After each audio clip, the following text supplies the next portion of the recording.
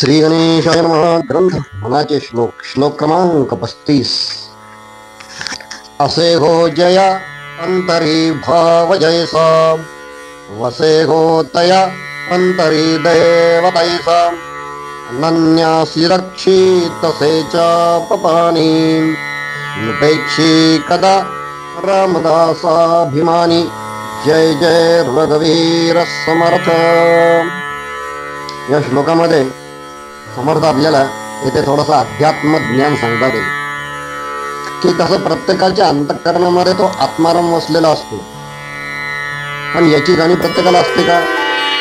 प्रत्येक काम करताना जर आपण ही भावना अंतःकरणामध्ये ठेवली की मी जे कार्य करतोय, मी जे काम करतोय, तो माझा राम बघतोय, ही जेव्हा भावना आमच्या अंतःकरणात जाते आणि जसं सद्वर्तन जर आमच्याकडून घडलं तर निश्चितपणे आमचं जीवन हे सुखी, समृद्ध आणि सफल अशा प्रकारचं होईल. आणि समर्थही यामध्ये असं सांगतात की वसे हो तया अंतरी देव तैसा, अनन्यासी रक्षित तसे चापपाणी. आता चापपाणी म्हणजे कोण? की ज्याच्या हातामध्ये धनुष्य आहे तो भगवंत, म्हणजे दुसरा तिसरा कोणी नसून ते प्रत्यक्ष भगवान श्रीराम होय. आणि म्हणून मी जसं आता सांगितलं की ही भावना आमच्या अंतःकरणात असली पाहिजे. आणि म्हणून माझे सद्गुरुनाथ पूर्णवादाचार्य परमपूज्य डॉक्टर रामचंद्र महाराज पारनेरकर एका ठिकाणी असं सांगतात, असं लिहितात की भगवंतामधलं आणि आपल्यामधलं हे मधलं जे अंतर आहे, त्या अंतराचं नाव आहे सत्य संकल्पत्व. तो सत्यसंकल्पी आहे. त्यानं प्रत्येक केलेले संकल्प त्यानं ते पूर्णत्वास नेलेले, नवे नवे त्याचे ते पूर्ण झालेले आहे. पण आम्ही मात्र असतो तो मिथ्या संकल्पी. आम्ही एक संकल्प करतो, पण आम्ही संकल्प कसा करतो? आमची सोय आणि आमच्या सर्व गोष्टी हिताच्या बघून आम्ही संकल्प करतो, पण आमचा संकल्प पूर्ण होतो का? नाही होत. कारण यामध्ये 3 गोष्टी महत्वाच्या आहेत. पहिली गोष्ट कुठली असते की जेव्हा आम्ही संकल्प करतो तेव्हा आम्ही आमचं हित पाहतो.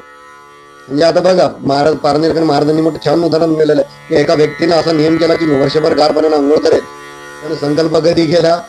भर वैशाखात त्यानं संकल्प केला. मोठं छान वाटलं लागलं. वैशाख संपता जसं जसं ज्येष्ठ, आषाढ, श्रावण हे महिने जायला लागले तसं तसं थोडस पाऊस पडून थोडा गारवा सुटायला लागला. आणि मग नंतर जसं तो पुढं मार्गशीर्ष वगैरे महिने यातले अश्विन मार्गशीर्ष महिने यायला लागले तसं याला नको वाटत. मला अरे नको. आणि म्हणून आम्ही संकल्प करत असताना सुद्धा या गोष्टीचा आम्ही विचार केला पाहिजे. आणि म्हणून समर्थ सुद्धा म्हणतात की संकल्पाविन राहू नये, बहुसंकल्प करू नये.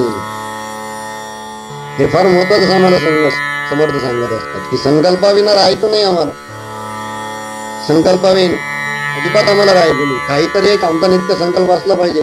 मी नित्य रामाचं दर्शन घेईल, अथवा मी नित्य एक तरी मनाची श्लोक ही ओवी मी माझ्या जीवनामध्ये मी उतरवण्याचा प्रयत्न करेल.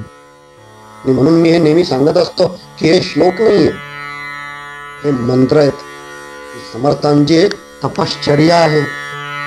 पूर्ण तप, समर्थांचं पूर्ण तत्वज्ञान जे काय आहे ना, हे या श्लोकामध्ये आहे. कारण समर्थांना माहिती आहे की मानवी जीवनामध्ये सगळ्यात जास्त ज्याला आपण द्वार म्हणतो, प्राप्य म्हणतो, ते जर काय असेल ना तर ते मन आहे. हे मन कधीच चांगल्या कामाला लवकर धजत नाही. चांगल्या कामाला कधीच धजत नाही. नाही जाऊ दे, आता काय आज सुट्टी आहे, नाही मग आता थोडस आराम करू, अशा गोष्टीकडे मन लगेच पळतं. पण जर कधी असं सांगितलं की अरे नाही जा तिथं रामाचं मंदिर आहे, त्याला तो 108 प्रदक्षिणा मार, मन तयार होईल का? नाही. का नाही होणार तयार? सवय, कष्ट. बरं, जरी मन तयार झालं, शरीर तयार असतं का? आता बघा तुम्ही, इथे मोठी गंमत आहे. मन तयार आहे, शरीर तयार आहे, पण कधी कधी बुद्धी माणसाला धोका देत असते. आणि म्हणून शरीर, मन आणि बुद्धी या तिन्हीच्या माध्यमातून या तिघांना आम्हाला तयार करायचे. म्हणून समर्थांनी हेच ओळखलं की या तिघांमध्ये द्वार जर कधी काय असेल ना जास्तीत जास्त, तर ते माणसाचं मन आहे. मन वढाय उभ्या पिकातील ढोर असं आपल्याला बहिणाबाई सुद्धा नेहमी सांगत असतात. त्यांच्याही कवितेमधून आपल्याला कळतं की मन किती द्वाड येते. म्हणून या मनाला जर आकळायचं असेल ना, तर थोडस आम्हाला आमच्या शरीराला हुकमीपणानं राबवता आलं पाहिजे. नाही बाई, जरा 2 मिनिटं देवाजवळ बस, जरा ताट बस, जरा रामरक्षा वाच, जरा मनाचे श्लोक वाच, किंवा दासबोधातला एखादा समाज तरी वाच. तो आपल्यासाठी लिहिलेला, समर्थांनी आपल्यासाठी लिहिलेलं.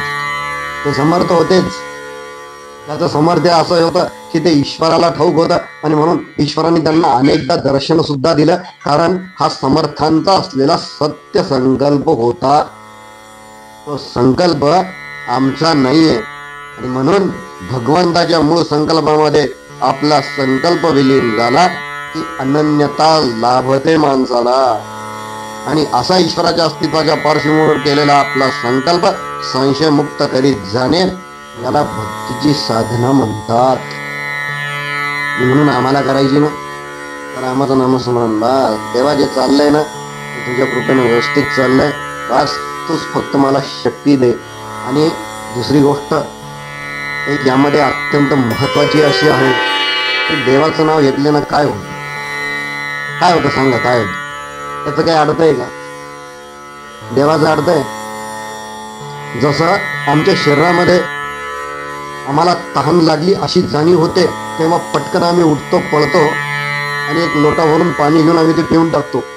किंवा जेव्हा भुकीची आमच्या शरीरामध्ये जाणीव होते की नाही आता भूक लागली, 2 घास कुठंतरी बसून खाऊन घ्यावे, तेव्हा आम्ही जेवण करतो. पण अशी एखादी तरी संभावना त्यानं आपल्यामध्ये निर्माण केलेली आहे का, की जिच्या अभावी आम्ही देवासमोर नतमस्तक? ही एक गोष्ट आहे. दुसरी गोष्ट, त्याचं काय अडलेलं नाही, त्याचं काही अडलेलं नाही. संपूर्ण या ब्रह्मांडामध्ये काय मानव प्राणीच एकटा फक्त मोक्षाला गेलेला आहे का? पुराण जर वाचला आपण, गजेंद्र मोक्षाची कथाही आपल्याला माहिती आहे, आणि एका टिटवीची कथा सुद्धा आपल्याला माहिती आहे की इतर प्राणी हे सुद्धा मोक्षाचे अधिकारी आहेतच ना. मग माणसानं का असा गर्व धरावा, का गर्व धरावा? म्हणून सगळ्या गोष्टी सोडून देऊन अत्यंत लीनतेनं प्रभू रामाला शरण जावं आणि समर्थांच्या या मंत्रांचा अभ्यास करावा आणि आध्यात्मिक दृष्ट्या त्याची अनुभूती घ्यावी. त्या मंत्रामध्ये असलेल्या मंत्रत्वाची आपल्याला अनुभूती घ्यायची. जय जय रघुवीर समर्थ.